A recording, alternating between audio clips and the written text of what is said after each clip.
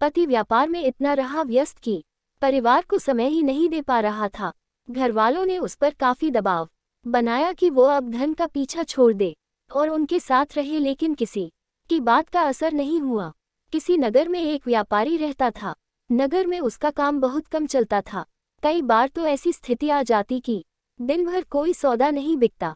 घर में उसे और पत्नी को भूखे रहने तक की नौबत आ जाती थी। समय गुजरता गया लेकिन उसकी स्थिति नहीं सुधरी। तब उसे किसी मित्र ने सलाह दी कि अपने नगर की बजाय आसपास के नगरों में जाकर व्यापार करो, शायद मुनाफा ज्यादा होगा। व्यापारी को बात जम गई। वो पत्नी और बच्चों को छोड़कर दूसरे नगर में व्यापार के लिए गया। भाग्य से दोस्त की सलाह काम कर गई और उसे अच्छा खासा मुनाफा हुआ। वो लंबे समय तक दूसरे शहरों में रह कर व्यापार करने लगा। वहां उसे बहुत फायदा हुआ। उसने अपने नगर में आकर नया गया बना लिया। पत्नी और बच्चों के लेकर नए घर में रहने लगा। तब पत्नी ने कहा कि अब हमारे पास पर्याप्त धन है, हम अपना जीवन आसानी से गुजार सकते हैं। आपको अब दूसरे नगरों में नहीं जाना चाहिए, हमारे साथ यहीं रहिए। बच्चों को भी अपना कुछ समय दीजिए। व्यापारी ने कहा, मैं अभी और धन कमाना चाहता हूँ ताकि तुम लोगों को और बेहतर जीवन दे सकूं। हमारे बच्चों को वैसे दिन ना देखने पड़े जैसे मैंने और तुमने देखे हैं। पत्नी ने कहा, लेकिन धन कमाने में जो समय गुजर गया है वो फिर लौट कर नहीं आएगा। हम जीवन में साथ रहने के आनंद से वंचित रह रहे हैं। व्यापारी ने जवाब दिया, बस कुछ साल और व्यापार कर लेने दो। हम इतना धन इकट्ठा कर लेंगे कि हमारी पीढ़ियों का जीवन आसानी से गुजर जाएगा। व्यापारी फिर चला गया। कुछ साल और बीत गए, बहुत धन आ गया। व्यापारी ने फिर नदी के किनारे एक सुंदर स्थान पर बड़ा सा महल बनवा लिया।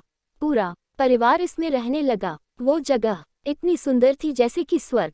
तब व्यापारी की बेटी ने उससे कहा कि पिताजी, हमारा पूरा बचपन बीत गया लेकिन हम आपके साथ रह ही नहीं पाए। अब तक हमारे पास इतना धन भी है कि 5-6 पीढ़ियों तक हमें कोई समस्या नहीं आ सकती। अब आप हमारे साथ रहें। व्यापारी ने कहा, हाँ बेटी, अब मैं भी थकने लगा हूँ और कुछ समय तुम लोगों के साथ बिताना चाहता हूँ। मैं कल सिर्फ 2 दिन के लिए पास के नगर में जा रहा हूँ। कुछ पुराना बकाया धन वसूलना है, उसके बाद मैं यही तुम लोगों के साथ रहूंगा। व्यापारी का परिवार बहुत खुश हो गया। अगले दिन व्यापारी दूसरे नगर चला गया और उसी दिन भयानक बारिश शुरू हो गई और जिस नदी के किनारे व्यापारी ने अपना महल बनाया था उसमें बाढ़ आ गई। महल सहित उसका पूरा परिवार बाढ़ में बह गया। व्यापारी जब लौटा तब तक सब उजड़ चुका था।